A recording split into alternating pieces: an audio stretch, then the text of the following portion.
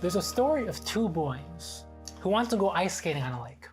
So they started skating, and all of a sudden the ice cracked underneath one of the boys. And the boy fell through the ice and got swept underneath the ice. And his friend reached out trying to grab him, but he wasn't there in time.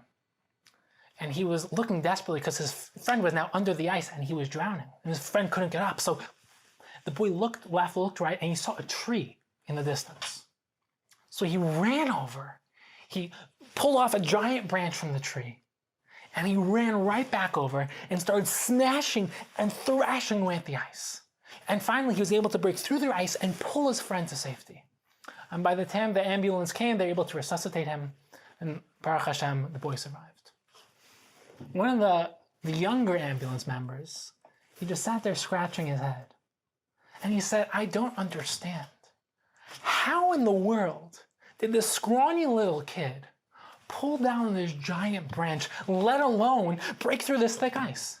It doesn't make any sense. One of the older ambulance members sat there and he smiled and he said, I can tell you how he did it. So the younger member said, how? The older member said, there was no one there to tell him that he couldn't. And the question is, what could you do? What could I do? What could we all do if we didn't listen to that voice outside or inside that tells us that we can't, but instead we listen to that voice that tells us that we can? We're here to live on purpose, to live for a purpose, to become something with our lives. But a problem that many people have is that they struggle with the question of, how do I find my unique purpose? How do I find my uniqueness? Like, why am I here? What makes me different? What can I do? Many people actually think that they aren't unique. They think that there are people out there who are unique, who are talented, who are doing great things, but me, I can't really do anything. So how do you find that? That's number one. Number two is that the Rambam says something absolutely enigmatic. He says that everyone and anyone can become a tzaddik like Moshe Rabbeinu. He says this in Hilchos Tshuva. And the question is, what does that really mean? Moshe Rabbeinu was the greatest human being who ever lived. He had nevuah on a level that we can't even imagine. He received the Torah. He was basically perfect. How can I become a tzaddik like Moshe Rabbeinu? And number three is that the Gemara in Nida, the Aflamin of Beis, says that right before you were born, you were forced to make a shvuah, an oath, that you were to become a tzaddik. And the question is that really fair? Like, are we all fit to be tzaddikim? I mean, is everyone really capable of being a tzaddik? Is everyone really capable of being great? What does it mean that everyone has to take an oath, a shavua, that we're going to be a tzaddik? So in order to understand this topic, we have to look at that exact same Gemara Nida, the Aflamin of Beis, Gemara which we've talked about before, which says that when you were in the womb, you were learning Kol HaTorah Kula. A Malach was teaching you everything. And the Vilna Gaon explains it doesn't mean that you were learning Chumash and Rashi. It means that you were at an angelic and perfect state of existence. You were not only saw reality crystal clear, but you saw exactly who you were supposed to become. You were learning your Torah, your unique ideas, your unique purpose, what you were brought to this world to become. And just before you were born, the Malach hits you in the mouth and you lose all of it. And as we've explained before, the reason is because your job in this world isn't to receive perfection, it's to build it yourself. It's to choose it. It's to go through this world with free will and to become great. So you're born as a baby, you're selfish, you have no intellectual capacity, you're not well developed as a human being. You're the exact opposite of godly. But you go through this world to become godly. But the Vilna Gaon explains that you're in this world to become you, to maximize your unique potential, to become the person that you were meant to become.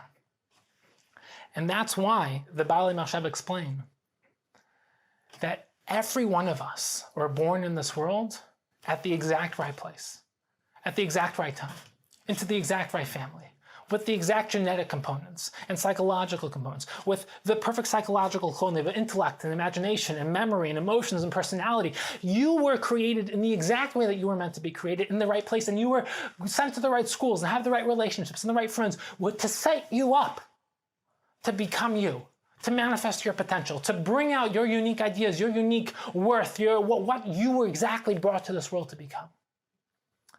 And your job is to become you, not to become great, not to become perfect, but to become the best version of you. Which is also why one of the most important things in life is self-awareness. It's to recognize who you are, to ask yourself, what am I good at? Is it math? Is it science? Is it Gemara? Is it Halacha? Is it Mishnah? Is it Machshava? What dimension of life am I good with interpersonal relationships? Do people open up to me and tell me their secrets and really feel comfortable with me? Maybe I can be a psychologist. Am I good with numbers? What is it that you're good at? Are you athletic? What is your passion? What can you love doing every day with your life? And that is really such an important aspect. You have to have the willingness to go into a room by yourself and ask the real questions, like, what am I? Who am I? What am I here to do? And self-awareness is something which is so lacking. People very often know a lot about their friends, a lot about their family, but they don't know too much about themselves. They don't know what makes them tick. They don't really feel so comfortable being alone with themselves and getting to know themselves. Well, I'll tell you, you have to learn to love yourself. And you can only love yourself if you know yourself. And if you want anyone else to love you, you have to love yourself. You can't try to make people happy and try to make people fall in love with you. What you have to do is you have to find your unique purpose. You have to find your mission. And you have to become genuine. You have to become the real version of you. And when you do that, people will automatically fall in love with you. Because people love genuine people, people that are real, people that are living on purpose. But one of the most important things to realize is that you can never compare yourself to someone else. Jealousy doesn't make any sense. Every one of us are unique. As Einstein said, if you judge a fish based on its ability to climb a tree, then you'll call it dumb, you'll call it foolish, you'll call it incapable. But a fish isn't supposed to be climbing a tree, and you can't be comparing yourself to other people because you are different than everyone else. You were born with your unique purpose, and they were born with their unique purpose. So number one, that comparison jealousy makes no sense. Number two, we're not on different teams. There's no competition, there's no comparing. An ear wouldn't be jealous of a nose on the same body. They're part of the same body. If you recognize that we're all part of a single klal, a single self, and we're not trying to outdo one another and be better than one another, and that being better than other people will not give you more or a greater sense of self-worth, then you can start really becoming you. And that, when you start becoming the person you're meant to be becoming, when you start living on purpose and living your purpose and finding the reason why you were created, that gives you the ultimate happiness. That really does. And that's also how the Rambam, as explained by Rav Elchanan Wasserman in his Maimarim, that's what the Rambam means by tzaddik. What does it mean that everyone can become a tzaddik like Moshe Rabbeinu? It means that everyone can become their perfect self, like Moshe Rabbeinu became his perfect self. All of us have a different subjective definition of tzaddik. A tzaddik means becoming the best version of you. Before you were born, you were made to take a shvuah that you were to become a tzaddik. Not like Moshe Rabbeinu in terms of objectively what he did, but you're supposed to become the best version of you. That's what you had in the womb. That's the shvuah you were made to take. That's what the Rambam means by becoming a tzaddik. And it's also very interesting. Moshe Rabbeinu is the greatest person who ever lived. He's also the biggest anav who ever lived. How the two go hand in hand? Because an anav is not someone who's, weak and small. An anav is someone who doesn't compare himself to other people. He recognizes that he has been given a unique purpose in this world. He is different than everyone else. Everyone has their unique purpose. And he doesn't look around and say, am I better than everyone else? But looks within and says, am I better than the person I was yesterday? That is a true anav. That is true greatness. That's becoming the best version of you. And that really is the key to continuing the process of greatness. Because if you constantly look around and say, am I better than other people? You'll either say, okay, I'm better than everyone, so I'll stop. Or you'll say, everyone's better than me, so I'll stop. But if all you do is look within and say, how can I become better? How can I become a better version of myself? You'll never stop growing. That's why Moshe Rabbeinu became the best, is because he never looked around and said, I'm the best in the world, I can stop. He kept on going. Because he looked at who he was yesterday and he says, okay, I can become more. And that's also why the Ramchal says that Olam Haba, the experience and ecstasy of Olam Haba, is not based off of objectively, were you the greatest who ever lived? But it's based on who you were supposed to become. It's based on subjective effort. It's based on how much effort you put into becoming and manifesting your potential. So it's time to listen to that voice inside that says, yes, I can. That says that I can become great. I can become extraordinary. I can become the best version of myself. And I'll give you the biggest proof of why you can do this. Hashem is constantly creating the world. As the Nefesh HaChaim explains, Hashem creates the world every single day. We say in Kriya Shema, Hashem is creating the world every single moment, every single day. But what does that mean? Like, think of it, do a little thought experiment.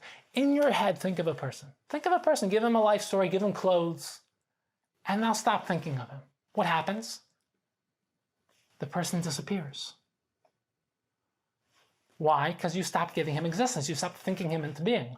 Every single moment, Hashem is thinking you and willing you into existence. The fact that you exist and haven't disappeared this moment is because Hashem is continuously thinking of you.